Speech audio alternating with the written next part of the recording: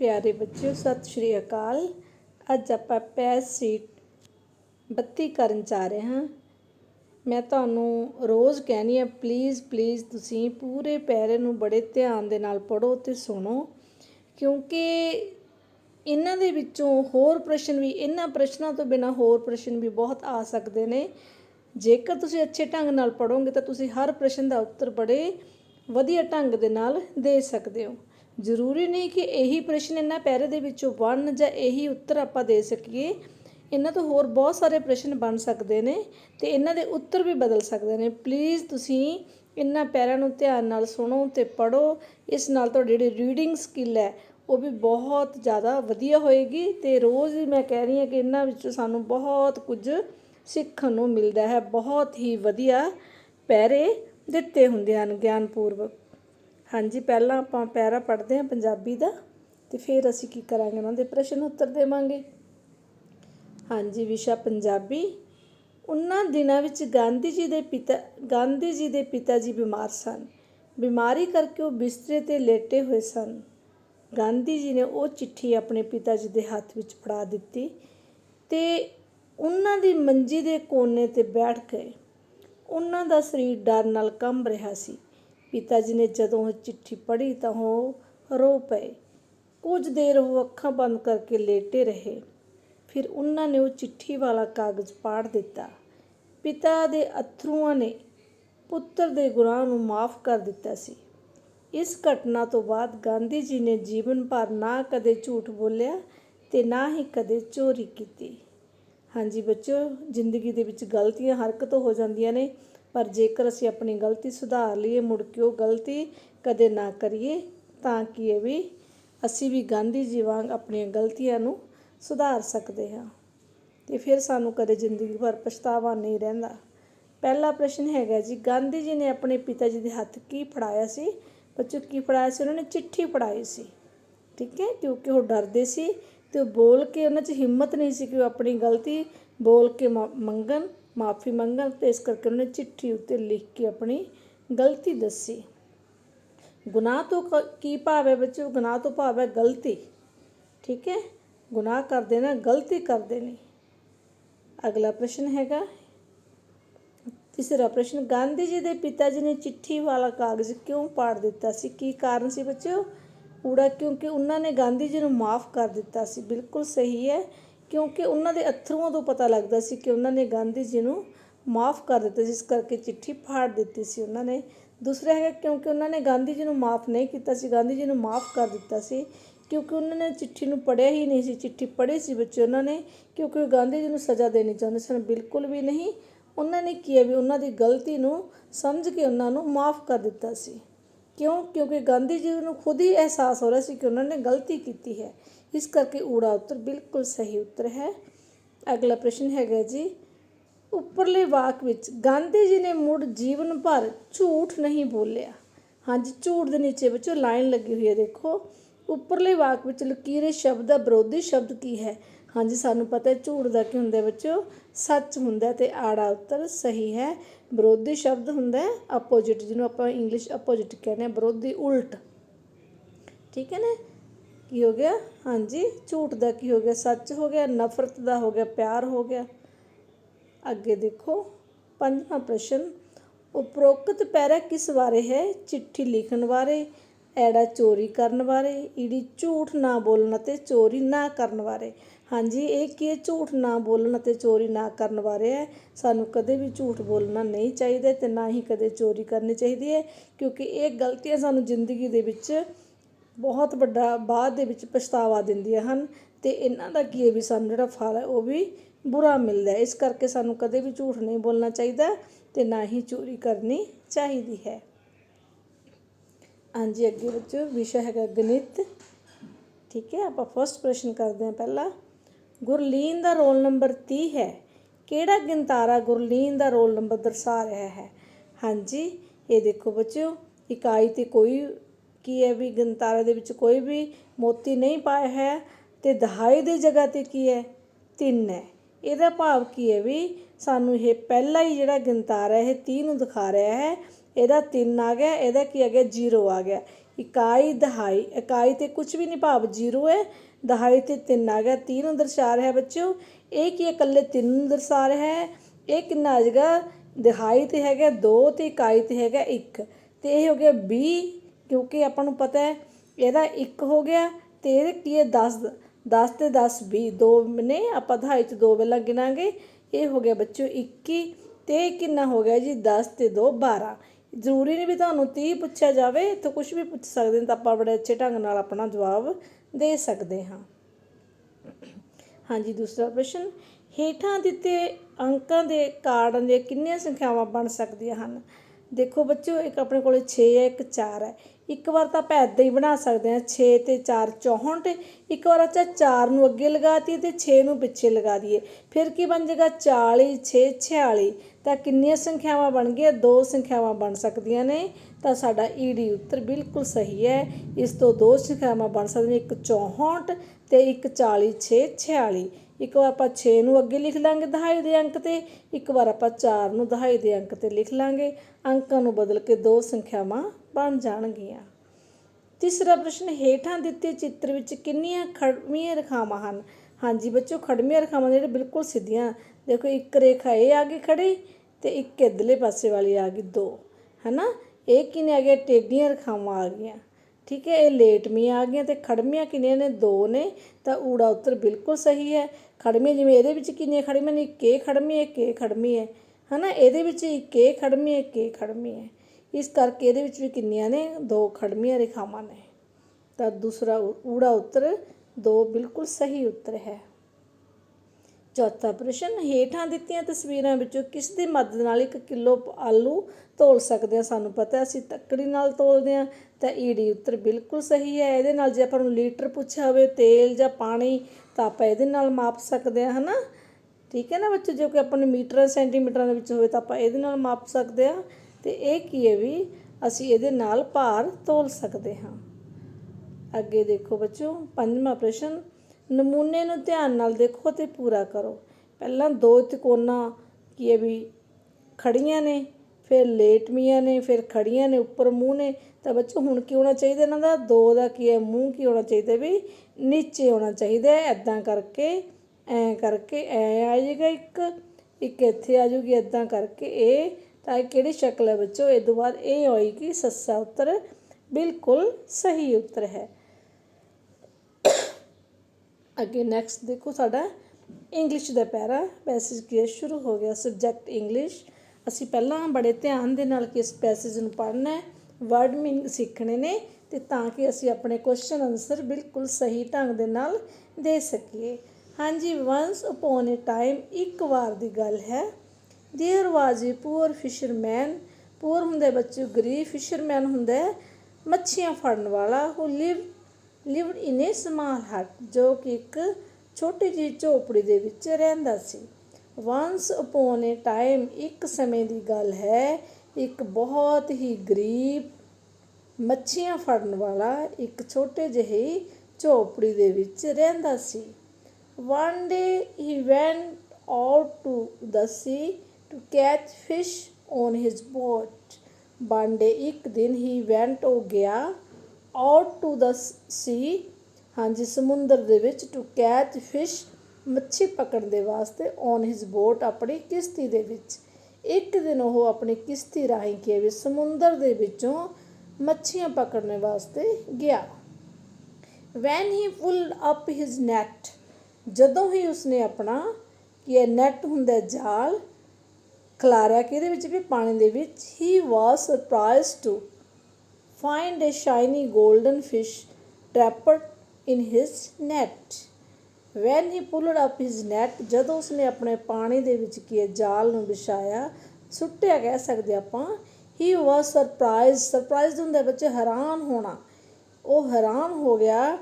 To find a shiny, shiny ਹੁੰਦਾ ਚਮਕੀਲੀ, golden ਸੋਨੇ ਰੰਗੀ ਫਿਸ਼ ਹਾਂਜੀ ਸੋਨੇ ਰੰਗੀ ਮਛਲੀ ਨੂੰ ਦੇਖ ਕੇ ਉਹ ਕਿ ਵੀ ਹੈਰਾਨ ਹੋ ਗਿਆ। ਟ੍ਰੈਪਡ ਇਨ ਹਿਜ਼ ਨੈਟ, ਜਿਹੜੇ ਕਿ ਉਸਦੇ ਜਾਲ ਦੇ ਵਿੱਚ ਫਸ ਗਈ। ਹਾਂਜੀ, ਉਸਨੇ ਜਦੋਂ ਪਾਣੀ ਦੇ ਵਿੱਚ ਜਾਲ ਸੁੱਟਿਆ ਤਾਂ ਉਹ ਹੈਰਾਨ ਹੋ ਗਿਆ ਇਹ ਦੇਖ ਕੇ ਕਿ ਉਸਦੇ ਨੈੱਟ ਦੇ ਵਿੱਚ, ਜਾਲ ਦੇ ਵਿੱਚ ਕੀ ਹੈ, ਗੋਲਡਨ ਸੋਨੇ ਰੰਗੀ ਚਮਕੀਲੀ ਮੱਛੀ ਫਸ ਗਈ। Please let me go you kind man, cried the golden fish. ਚਮਕੀਲੀ ਸੋਨੇ ਰੰਗੀ ਮੱਛੀ ਕ੍ਰਾਈਡ ਚਲਾਈ, please let me go you kind man, ਹੇ ਦਿਆਲੂ ਪੁਰਖ ਮੈਨੂੰ ਆਜ਼ਾਦ ਕਰ ਦੇ ਜਾਂ ਮੈਨੂੰ ਛੱਡ ਦੇ। ਕੀ ਕਿਹਾ, ਕਹਿੰਦੀ ਕਿਰਪਾ ਕਰਕੇ ਮੈਨੂੰ ਛੱਡ ਦੇ, ਉਹ ਦਿਆਲੂ ਪੁਰਖ ਮੈਨੂੰ ਛੱਡ ਦੇ, ਕ੍ਰਾਈਡ ਦਾ ਗੋਲਡਨ ਫਿਸ਼, ਹਾਂਜੀ ਸੋਨੇ ਰੰਗੀ ਮੱਛੀ ਨੇ ਕਿਹਾ। The fisherman was shocked to see a talking fish। ਹਾਂਜੀ ਉਹ ਕੀ ਹੈ ਵੀ ਉਹ ਚੌਕੰਨਾ ਰਹਿ ਗਿਆ, ਆਪਾਂ ਕਹਿੰਦੇ ਅਚੰਭਿਤ ਹੋ ਗਿਆ।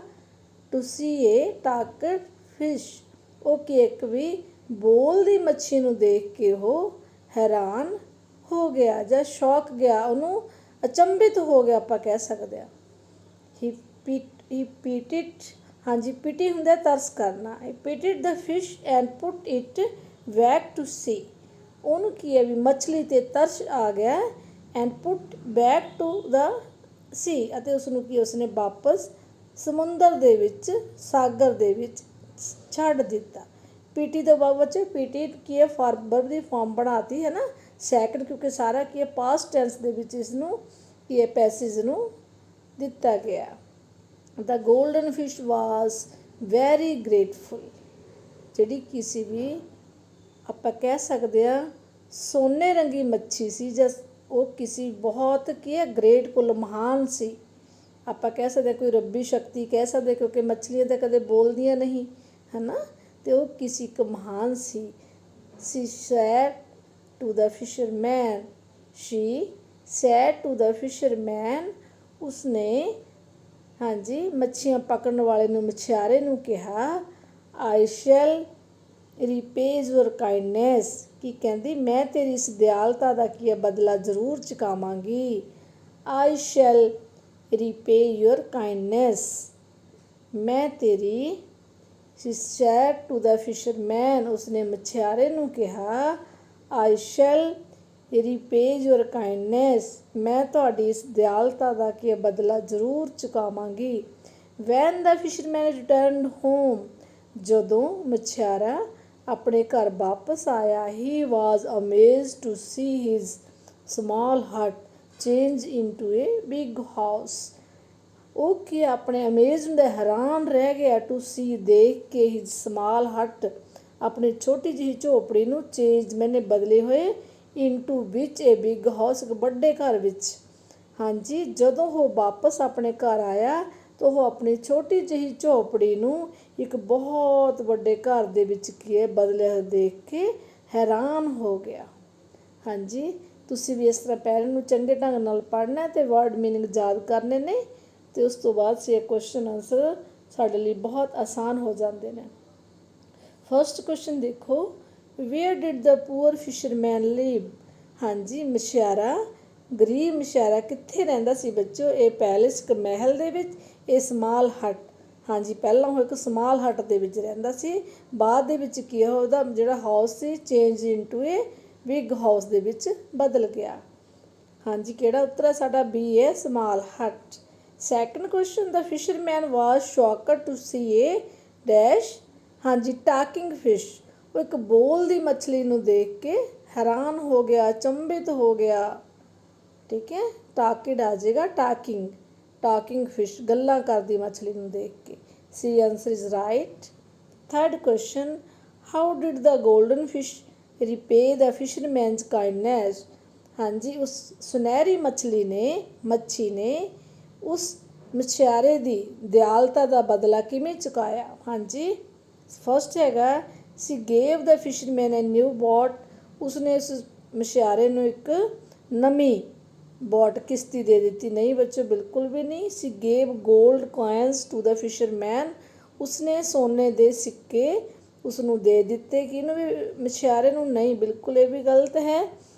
ਚੇਂਜ ਦ ਫਿਸ਼ਰਮੈਨਸ ਹਟ ਇਨਟੂ ਏ ਬਿਗ ਹਾਊਸ, ਹਾਂਜੀ ਉਸਨੇ ਕੀ ਹੈ ਉਸ ਮਛਿਆਰੇ ਦੇ ਘਰ ਨੂੰ ਇੱਕ ਵੱਡੇ ਘਰ ਦੇ ਵਿੱਚ ਬਦਲ ਦਿੱਤਾ। ਇਹ ਕੀ ਹੈ, C option is right. So C is answer. Fourth question, please let me go you kind man who said the words. ਇਹ ਸ਼ਬਦ ਕਿਸਨੇ ਕਹੇ, ਕਿਰਪਾ ਕਰਕੇ ਉਹ ਦਿਆਲੂ ਪੁਰਖ ਮੈਨੂੰ ਛੱਡ ਦੇ ਜਾਂ ਮੈਨੂੰ ਆਜ਼ਾਦ ਕਰ ਦੇ। ਕਿਹਨੇ ਕਹੇ ਬੱਚੋ, ਇਹ ਗੋਲਡਨ ਫਿਸ਼ ਨੇ ਕਹੇ, ਸੁਨਹਿਰੀ ਮੱਛੀ ਨੇ ਕਹੇ। ਕਿਸ ਨੂੰ ਕਹੇ, ਫਿਸ਼ਰਮੈਨ ਨੂੰ ਕਹੇ। ਇਸ ਕਰਕੇ ਫਸਟ ਆਨਸਰ ਇਜ਼ ਰਾਈਟ। ਹਾਂਜੀ, fifth question, the opposite of poor. ਹਾਂਜੀ, ਆਪੋजिट ਕੀ ਹੈ, ਵਿਰੋਧੀ ਸ਼ਬਦ, ਉਲਟ ਸ਼ਬਦ ਕੀ ਹੈ ਪੂਅਰ ਦਾ, ਪੂਅਰ ਦਾ ਹੈਗਾ ਰਿਚ। ਪੂਅਰ ਹੁੰਦਾ ਗਰੀਬ ਤੇ ਰਿਚ ਕੀ ਹੁੰਦਾ ਅਮੀਰ। ਤਾਂ D answer is right answer. ਹਾਂਜੀ, ਚਲੋ ਆਪਾਂ ਅੱਗੇ पढ़ते हैं हिंदी अपना विषय हिंदी।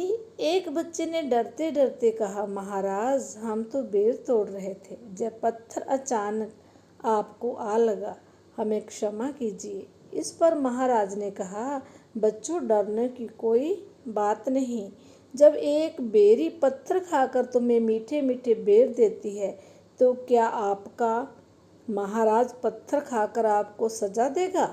नहीं, मैं तुम्हें कुछ दूंगा। उन्होंने अपने अंगरक्षकों से बच्चों को मीठे मीठे बेर तथा मिठाइयाँ देने को कहा। बच्चे बेर तथा मिठाइयाँ लेकर हंसते खेलते चले गए। हाँ जी बच्चों, तो भी पहला कि अच्छे ढंग नाल की पैरा पढ़ना है। फर्स्ट प्रश्न हैगा, पहला प्रश्न, बच्चे क्या तोड़ रहे थे? बच्चे बेर तोड़ रहे थे। घ भाग सही आंसर है, उत्तर है। हाँ जी, सेकंड, क्षमा शब्द का क्या अर्थ है? माफ़ी की है बच्चे, माफ़ी। ठीक है, क्षमा ते सजा की है, माफ़ी है इसका। ठीक है, का आंसर सही है। हंसना शब्द का विलोम शब्द की है, विलोम बच्चों वही जो आप इंग्लिश च किया है अपोजिट, पंजाबी च विरोधी भी कहने ते उल्ट शब्द कहने। हंसना का हैगा बच्चों रोना। ख भाग सही है। आगे देखो, महाराज ने बच्चों को क्या कह दिया? क्या कह दिया बच्चों? पटाखे बिल्कुल भी नहीं, पुस्तकें नहीं, मीठे मीठे बेर तथा मिठाइयाँ दी। ग भाग सही है। पांचवा प्रश्न देखो, बच्चों ने महाराज से क्षमा क्यों मांगी? बेर तोड़ने के लिए? नहीं, बिल्कुल भी नहीं, पत्थर मारने के लिए। क्योंकि उन्हें जब पत्थर मारा तो जाके महाराज की कनपटी पर लगा तो वह घबरा गए और डर गए, इसलिए वो महाराज से क्षमा भाव माफ़ी मांगने लगे। तो ख भाग बिल्कुल सही है, पत्थर मारने के लिए, क्योंकि उन्होंने महाराज के पत्थर नहीं मारा था, बेरी पर बेर तोड़ने के लिए पत्थर मारा था, इसलिए ख भाग सही उत्तर है। ਅੱਗੇ ਦੇਖੋ ਜੀ, ਵਾਤਾਵਰਨ, ਵਿਸ਼ਾ ਵਾਤਾਵਰਨ। ਇੱਥੋਂ ਅਸੀਂ ਬਹੁਤ ਸਾਰੀਆਂ ਸਾਡੇ ਆਮ ਜ਼ਿੰਦਗੀ ਦੇ ਵਿੱਚ ਵਰਤੋਂ ਰੋਜ਼ ਵਾਲੀਆਂ ਗੱਲਾਂ ਸਿੱਖਦੇ ਹਾਂ।